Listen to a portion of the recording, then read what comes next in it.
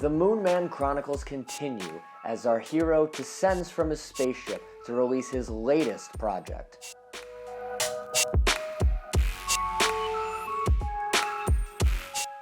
Kid Cudi returns to his fans with his 9th studio album, Insano. Kid Cudi rose to prominence in 2009 with his album Man on the Moon. Since that release, Cudi has gone on to release multiple projects, work with multiple artists. He is an inspiration to about majority of the rap game today. Cudi has gone on to release his 3rd Man on the Moon project. He's released his own movie and soundtrack, Intergalactic, and he even appeared in the latest Trolls movie, which is not something I thought I would say in a review. So you could imagine how excited fans were getting when this album started to roll out. But folks, let me level with you.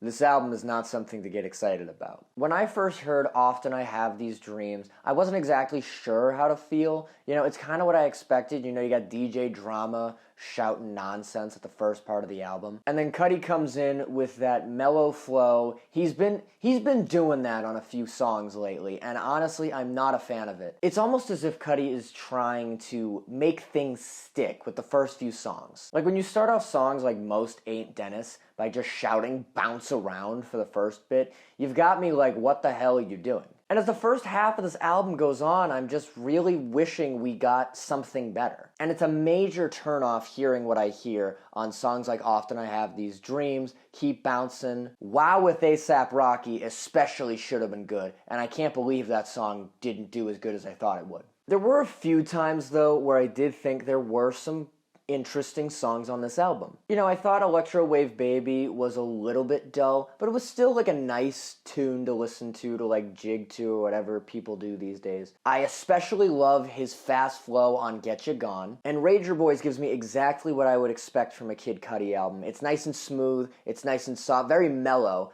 but it's got enough melody to it that gets me hooked instantly. I will, however, say 2 of the most disappointing tracks on this album were At the Party and X and Cut. At the Party has 2 of hip-hop's greatest producers on it, Pharrell Williams and Travis Scott. And you're telling me the only thing these 3 could come up with was a bunch of bass drums and Pharrell going, we was just there at the party, she was drinking probably, she was doing it, not sorry. And not to say I expect things from Travis Scott, but when I see a song called At the Party with Travis Scott on it, I expect this absolute banger. This thing's about as dull as the color gray. This thing's about as dull as a blunt object. And then X and Cud, sweet Jesus. Now I won't stiff doing a remix of a song that has been existing for a while. The Weeknd's done it twice by now. But in the case of The Weeknd, he did both of them with Ariana Grande, who was very much so not dead. If this was like an archived demo track or a posthumous verse, then I would be more accepting of it. But it just comes off as random. I honest to God do not think you're missing anything with this album.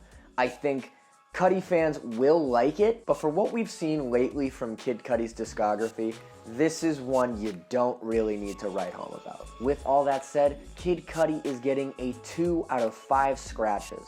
While I personally think there are a few songs on here that work and caught my attention, they're not enough to save this album. With flows that are all over the place, songs that almost feel incomplete, I think this album leaves much to be desired, and I certainly think this is one you can skip. But let me know your thoughts. Did you like this album? Did you not like this album? Go down in those comments and let me know. And while you're down there, don't forget to scratch that like button, hit that subscribe button, and even ring the bell if you want to get notified on when I'm coming out with new content.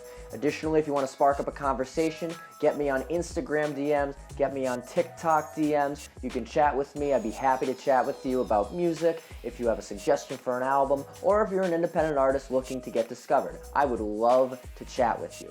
More content's coming soon. Don't forget to keep it locked to Scratch Entertainment.